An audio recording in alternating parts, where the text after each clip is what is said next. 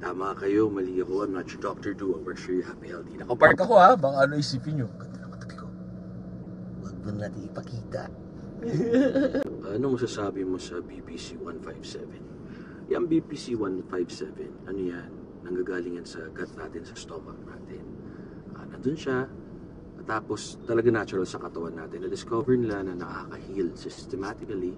Inaano niya kung ano yung may problem, pinagagaling niya kagad, faster wound healing. I-combine mo with TP500 for tendon healing, ganyan. Kung legal siya sa lugar ninyo, tsaka legit BPC 157 mo ako, tsaka TP500, good for you. Malaking tulong yan, tsaka kung may budget ka. I-inject yan subcutaneous or medyo malapit sa part ng injury. Dito yata sa bansa namin, wala pa yata. Tsaka pag nagtanong-tanong ako sa mga medical field, wala pa rin, hindi pa nila alam. Ako kasi, mahilig ako sa nutrition, fitness, may mga newsletters ako dyan kasi pinag-aralan ko din yan. Hilig ako sa bodybuilding, so alam mo yung info na yan. And then yung mga nagko-comment dyan na naka-private naman kayo, ha?